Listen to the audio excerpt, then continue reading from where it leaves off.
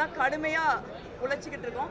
தமிழ்நாடு முழுக்க, இந்தியா முழுக்க கட்சி வித்தியாசம் இல்லாமல் பல்வேறு அரசியல் கட்சிகளை சேர்ந்தவர்கள், பொதுமக்கள் ஒரு மிகப்பெரிய ஆறுதலாக எங்களுக்கு நின்றுருக்கீங்க. உங்கள் எல்லாருக்கும் எங்கள் மக்கள் சார்பில் இந்த நேரத்தில் நான் நன்றியை தெரிவித்துக் கொள்கிறேன்.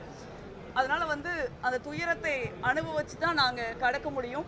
அதனால் பாதிக்கப்பட்டவர்கள் மேலே நீங்கள் பொதுவான விமர்சனங்களை வைக்காதீங்க. அவங்க குடும்பத்தை சேர்ந்தவங்க, அவங்களுக்கு அது அலைபேசி வழியாக போய் சேருது. நான் இன்னைக்கு போகிறப்ப பல வீடுகளில் எங்களை அப்படி எழுதுறாங்கக்கா அப்படின்னு சொல்லிட்டு அவங்க அழுகிறாங்க. அவங்களுக்கு இருக்கிற துயரத்திலிருந்தே அவங்கள காப்பாற்ற நம்ம போராட வேண்டியிருக்கு. நிறைய பேர் மரணத்தில் விளிம்பிலிருந்து மீண்டு வந்திருக்காங்க. அவங்களுக்கு அந்த பயம் இன்னும் இருக்குது. இப்போ கூட எல்லாரும் கட்டி பிடிச்சு அழுகிறாங்க. ஸோ அந்த மாதிரி ஒரு சூழ்நிலையில தான் எங்கள் பாதிக்கப்பட்ட மக்களும் சரி, கரூர் மக்களும் சரி இருக்கும். அதனால் உங்களுக்கு இந்த ஊர் எப்படி இருக்கும், இந்த ஊருடைய தன்மை என்ன, இந்த ஊருடைய வீதி எப்படி இருக்கும், இந்த ஊரில் என்ன நடக்குது, சனிக்கிழமை இந்த ஊரில் எவ்வளோ முக்கியமான விஷயம், இந்த மாதிரி நிறைய விஷயங்கள் தமிழ்நாட்டுக்கு கரூருக்கு வெளியில் இருக்கிறவங்களுக்கு தெரியாது.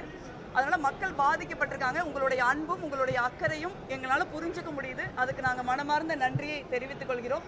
அதனால் பாதிக்கப்பட்டவர்களுடைய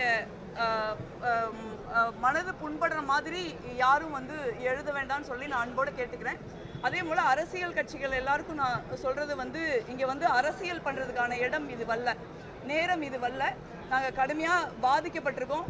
எங்கள் மக்களை பற்றி, பாதிக்கப்பட்டவங்களை பற்றி, அவங்களுக்கு ஆறுதலாக இருக்கிறத பற்றி, அவங்களுக்கு சப்போர்ட் பண்ணுறதை பற்றி நீங்கள் தான் செய்கிறீங்க. அது எங்களுக்கு சந்தோஷம். எங்களோட துயரத்தில் துணை நின்றுருக்கீங்க, இன்னும் நிற்கிறீங்க, அதுவும் எங்களுக்கு சந்தோஷம்.